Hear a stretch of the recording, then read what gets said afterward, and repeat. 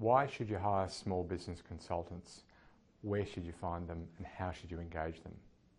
I've got 4 answers to the why, 4 to the where and 8 on the how in this week's show.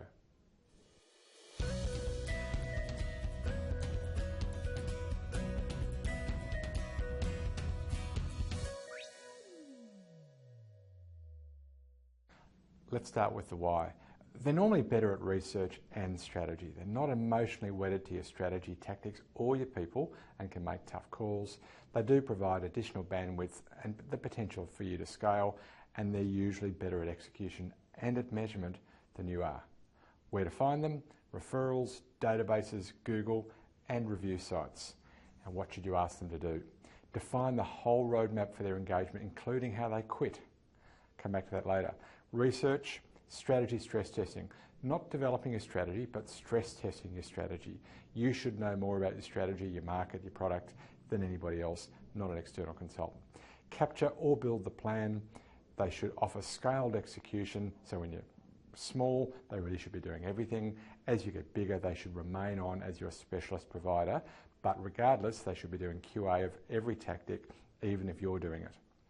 Measurement and benchmarking, they should drive improvements rather than respond to your requests, and they own the exit. Again, I'll come back to how I think they should own the exit a little later in today's show. We Googled for small business marketing consultant, and the first we found was this from Dan Krause. Now, it is a pretty self-serving piece, essentially argues why you need him. Now, he's allowed to, it's his website, but it doesn't really help us today. Basic argument, you need arms and legs, teaching more than consulting, and it's a bit of a why ask page, so let's skip to the next one. Passion for business.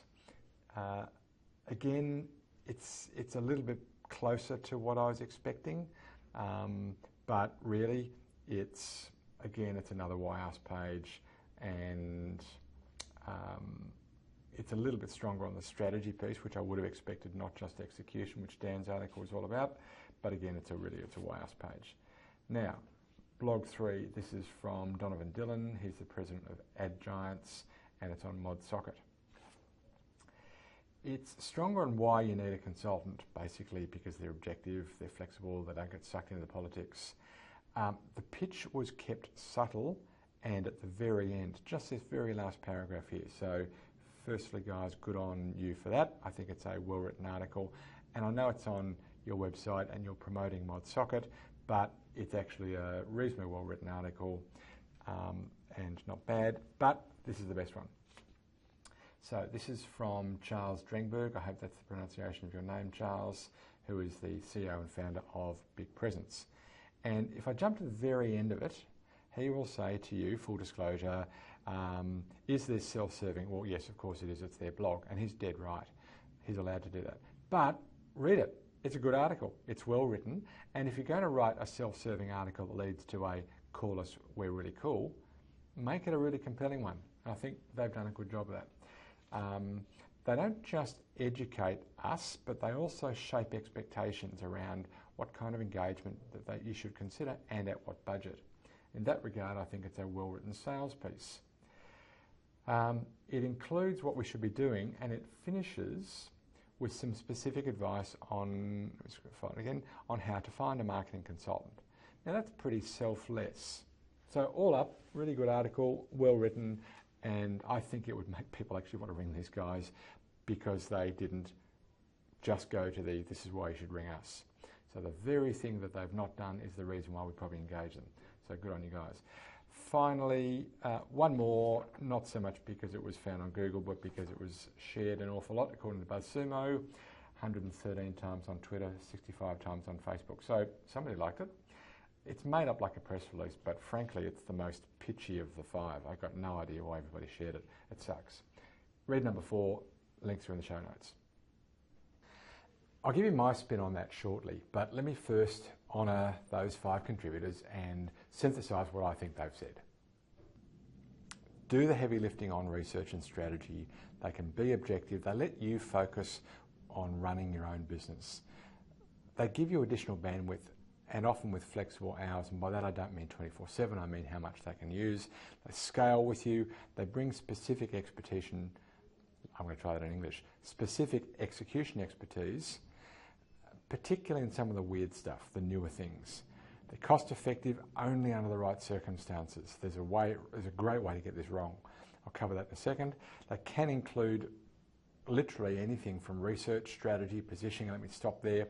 You might actually have different consultants do different of these things. But here's what a typical small business marketing strategy consultant will offer you. Research, strategy, positioning, demand gen, channel readiness, and by that I mean everything that is related to getting your sales force ready to do battle and measuring the effectiveness of marketing and of sales. You can find them from referrals, databases, Google, and reviews. That's their take. Let me give you mine. I'm going to reorder that a little bit, add a couple of elements, remove a couple of elements.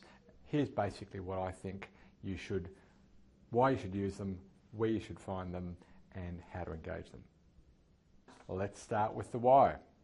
They're usually better at research and strategy than you are. They're not emotionally wedded to your strategy, tactics, or people, so they can make the tough calls. They can provide bandwidth and scale, and they should be better at execution and at measurement of the tactics. Where do you find them?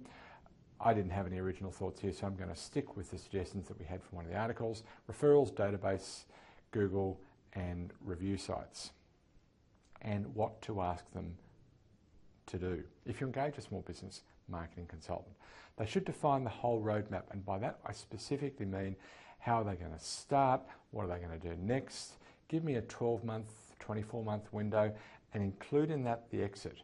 When I'm done with you, how will you help me sustain when you're gone? That's an important part, and get that agreed up front. And by that I don't mean the normal stuff you do in a negotiation, what will we do when we stop loving each other. I mean specifically how will they manage the exit so that your skills can be improved and you can keep going after they're gone. Get them to do research. They're normally less partial. Strategy, stress testing, but as I said at the top of the show, you have to own your own strategy. They can facilitate, but they should not be building your strategy. You should. Capture or build the plan to execute on the strategy. Scaled execution. If you're little, they should do everything. As you get a bit bigger, keep them around to do the specialist stuff that's just not smart for you to skill up for. They should be measuring and benchmarking you against other measures. They should be driving the improvements, not you. I know you'll have things that you want them to do, but they should be driving that dialogue, and as I've already hinted, they should own the exit. Frankly, I think the first thing that any consultant should be doing for you, or you should be asking your consultant to do, is to put it all down onto a single page plan. If you can't say it on one page, you and they probably don't understand it. If it takes 20 pages to say something, then you're both unclear. Get it onto one page. Now, of course, I'm going to suggest that you use Funnel Plan to do that, because that's what we do. We provide Funnel Plan. But really, that's what you should do. Get them, if you're the client, you should get your consultant to put it all together in a funnel plan for you. If you're the consultant watching this show, then that's what you should be using to help your client understand the objectives, the strategy, the tactics, the measures, everything go to woe on a single page. Go to funnelplan.com, get a free one, use the free one if you want. If you want more oomph, upgrade to the paid version. It's all at funnelplan.com, and you can check it out now. Well, that's it for this week's show. I hope you got something out of it. I had a lot of fun putting it together. Thank you for allowing me to play again in your sandpit. Lots of fun. Lots more lined up for next week. Really looking forward to that. Until then, may your funnel be full and always flowing. Our thanks this week to Stuart Williams for his research, to our 5 contributors, Dan Krause, Passion for Business, Donovan Dillon, Charles Drengberg, and Carl Fechner. Thank you all for your contributions and for letting me have a bit of fun with them. Thank you, Annika Dobby, for your production. Amazing job as always. And my name is Hugh McFarlane, and it was my absolute pleasure to script and present this week's show.